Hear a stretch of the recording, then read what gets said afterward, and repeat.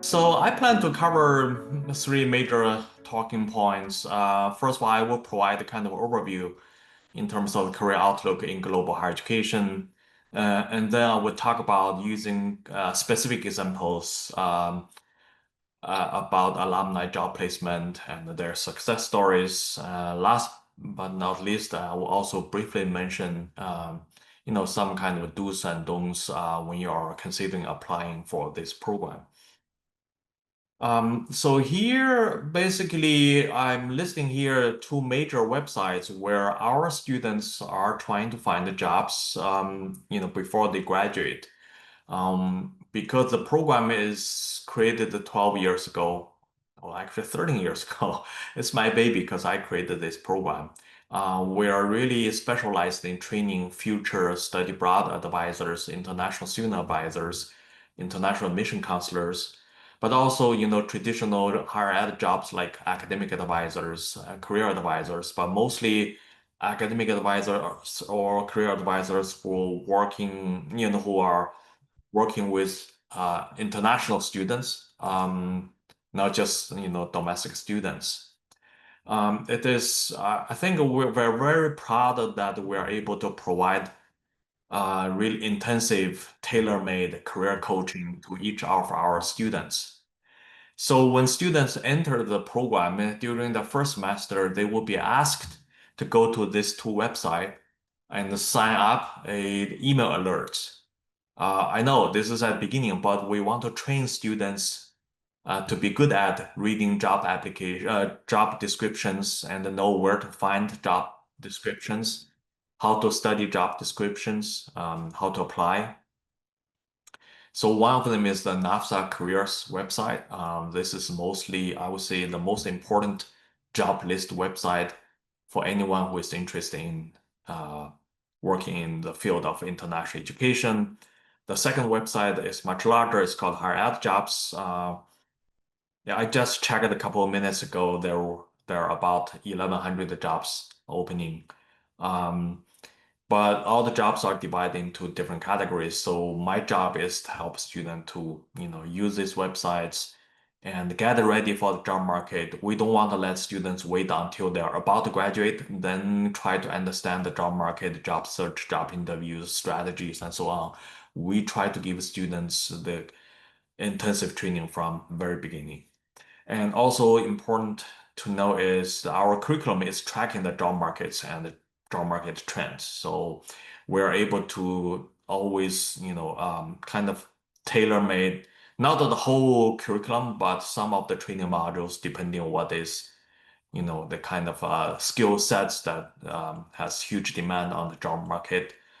For example, next semester, we're going to create a new course on AI and higher education leadership because AI is now a big thing, and we believe that it's very important for our students to be ready for a new age of higher education because of the AI.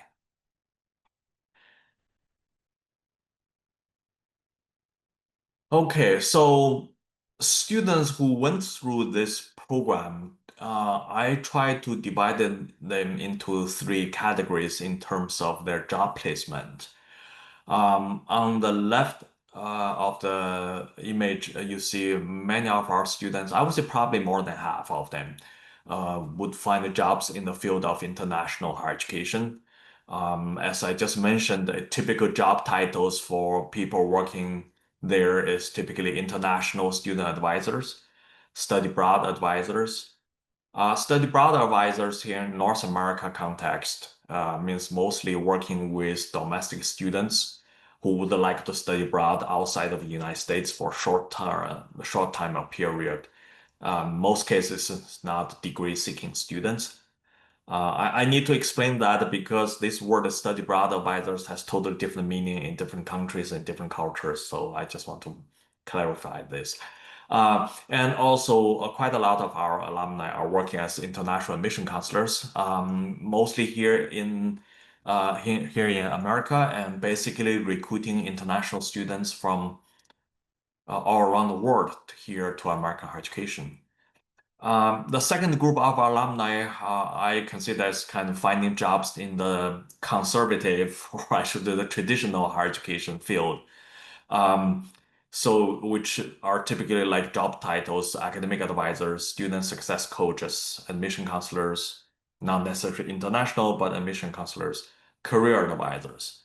But also it's interesting to know that most of our alumni got jobs in this traditional higher education um, field is because they are very well trained in terms of working with international students. Because traditionally, the vast majority of academic advisors and student success coaches or career advisors in American education are not really trained or formally trained to work with international students. So our alumni have this edge because they had, they had to go through very intensive training in terms of, working with international students, being very well informed in immigration policies, work permissions, etc., etc. And the third group, typically our international students. So international student who went through this program, I would say probably 80% of them are not aiming at to get jobs in higher education, and not because they don't want it, because the immigration policies and all kind of legal limitations.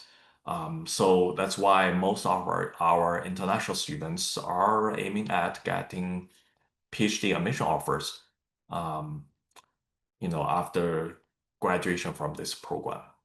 So to serve those three group of students, we developed a kind of different advising, mentoring strategies, different resources.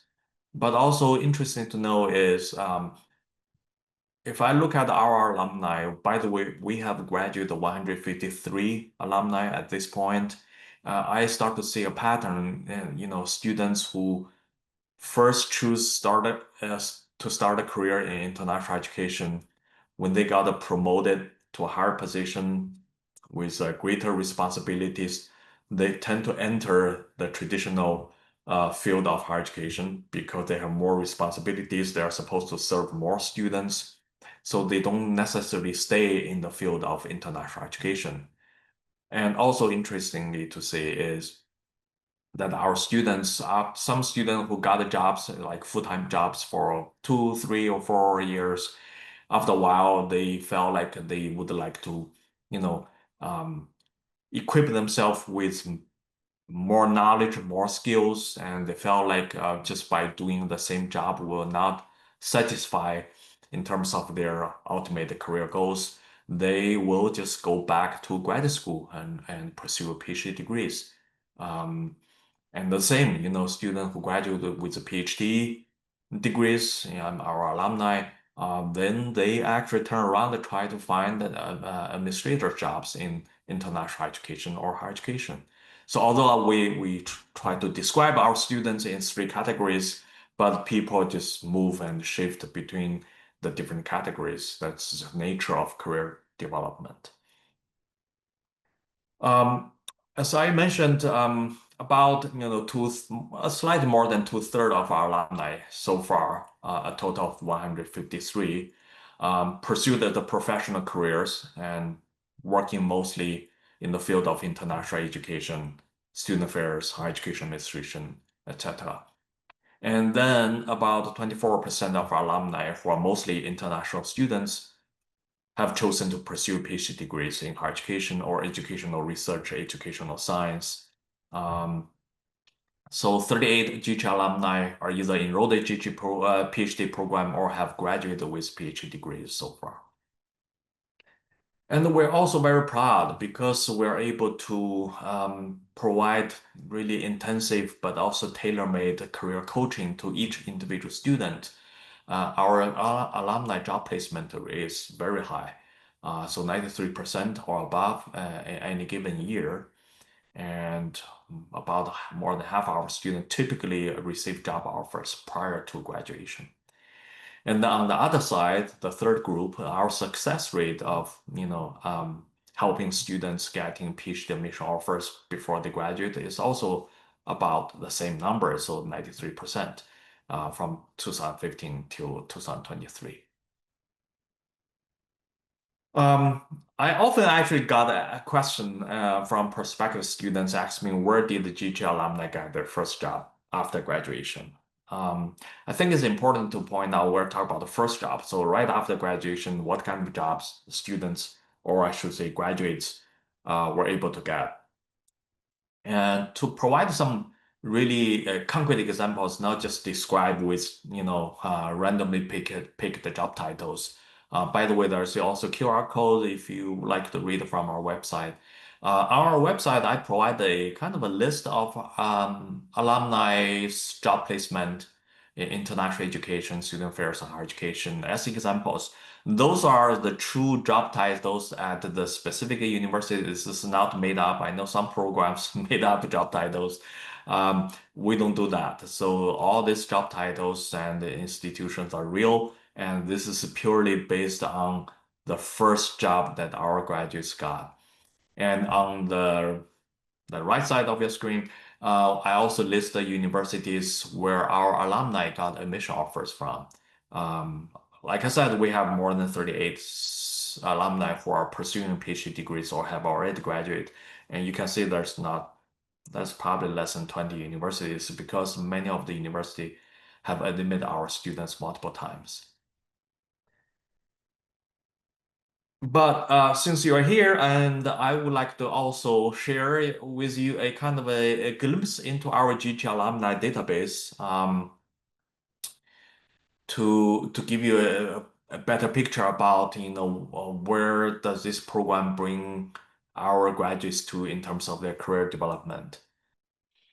So this is our alumni uh, database. I'm very proud that we are able to be we're able to stay in touch with probably more than 90% of our alumni. The program was created in 2012, and we have graduated so far, like I said, 153 um, alumni. Um, and so I can just go through some of the cohorts and just as an example, because this has to do with privacy, our alumni privacy. So I'm going to skip the name, but just to show, I mean, that we have 12 years, so probably don't have time to go through all of them. Maybe let's just start with this cohort, um, the 2019 cohort. On this column are the first jobs they got after graduation or shortly before graduation.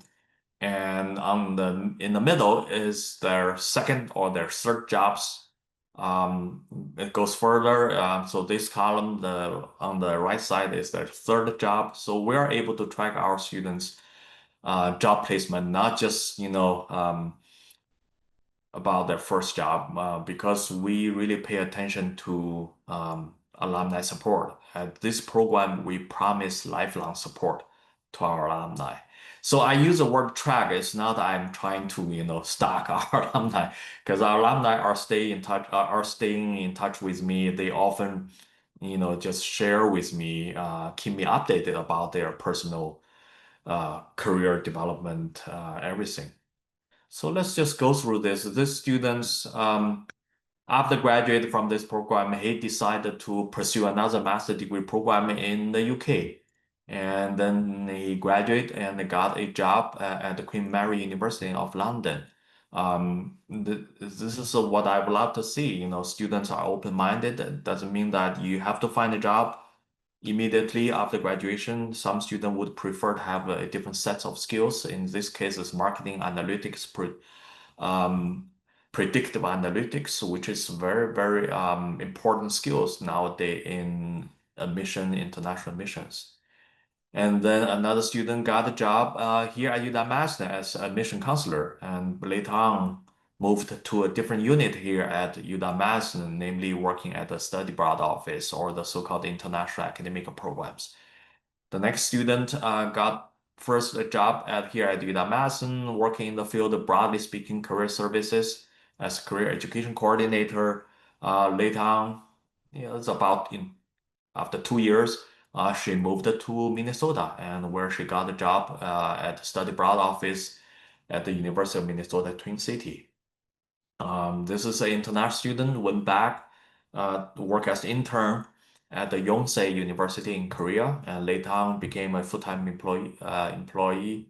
And she just wrote me last week. She decided to go, to Australia to pursue a second master degree. This student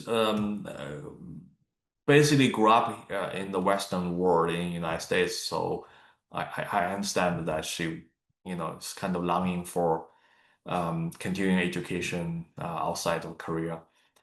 And then the next student got a job that the title is High Impact Practice Facilitator, also here at UW-Madison, and she stays at this job till today.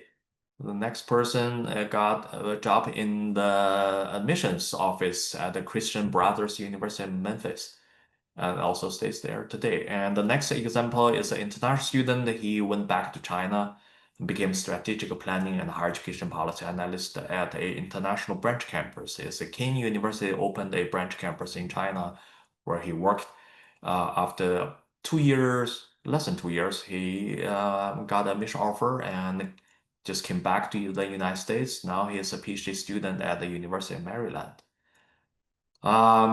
Then the next is academic discipline specialist at a for-profit organization back in China. This student accepted our job offer in October, um, and way before graduation. Um, the next is in admission counselor at the UW Superior. And later on, the student moved back to Madison because she got a job here on this campus to work as international transition coordinator. And then one of her peers actually is now working at the same office. She got a position right away, international student advisor, right after graduation, uh, beginning of December. She graduated actually in that month. And then academic advisor at the UW-Madison, academic advisor at UW-Madison. There's a pattern that students always somehow come back or try to stay. These students first got a position as a project manager, then moved on to our study abroad office. It was during the pandemic, and she decided to, look for another type of job, but still working with mostly universities here in Midwest. And eventually, she moved back to UW-Madison, now working at the business school. Then we have another student who actually had already resident service or resident student leadership experience, um, and got a job at Edgewood College after graduation, then moved to Hawaii doing similar job as a residence director. And just September this year, she moved back to UW-Madison and became resident life coordinator. Um, this is another student who got a job as international outreach specialist at St. Houston University. Later on, he created his own LLC and specialized in providing immigration services to international residence doctors. And also, I know people would like to, learn more from our alumni, their success stories, and etc. And for that, I highly recommend people go to our website. We have a very long web page. It's called Alumni Testimonials, where we have alumni sharing their experience, how this program provide a platform for their, you know, um, career success, etc. And another probably the best resource for getting a better picture about alumni, about our students, is our social media platform, for example, Instagram. This is a interview conducted by School of Education with one of our alum, Colleen Larson, where she talked about her experience prior to the program and during the program, and also how the program served her career um, development and career goals. And another alum is Ayşe Okul, who is originally from Turkey. She's now a a researcher here working at UW-Madison, another alumni, Jim Feng Chu, who got a job as international scholar advisor at UCLA after graduation. Yeah, like I said, probably those are the web page and our social media platform are the best resource for anyone who are interested in the program and would like to learn more about the program from our alumni and students' perspective. And so I'm going to just briefly talk about the application deadlines and the requirements. For domestic students, our application deadline July 1st. So you still have time if you're domestic students.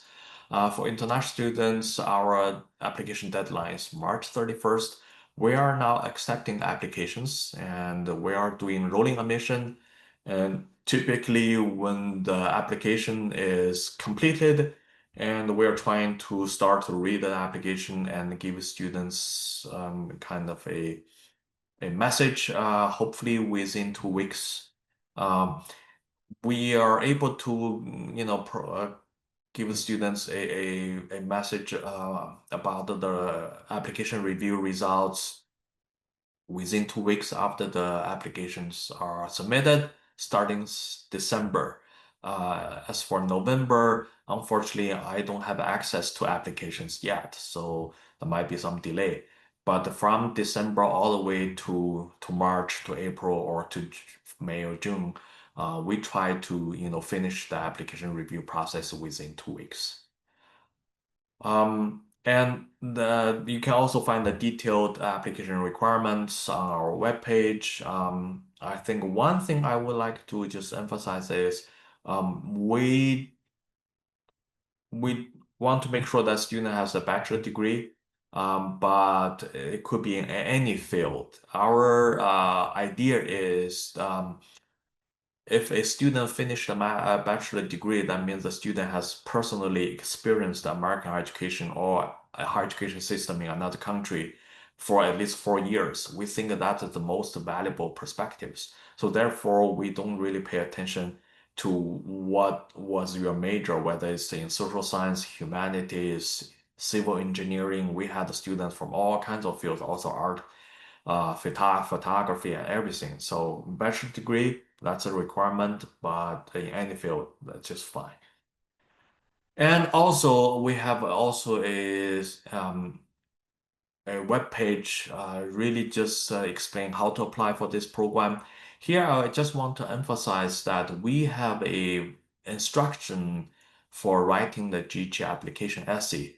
I would like to just share with you that in the past, we have seen that students from different nations, different cultures with different backgrounds are trying to imitate what is considered as a conventional American application essay.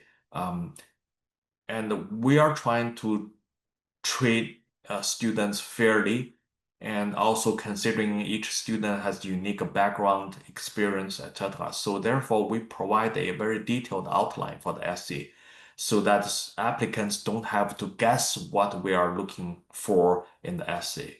So that's why we really want to emphasize just make sure when you apply for the GG program, when you write the application essay, please follow strictly the instruction and the outline as indicated on this website. With that, I'm going to conclude my presentation and I hope we have time and for conversations. Any questions or thoughts you have, I'm happy to hear and to chat with you. Thank you very much.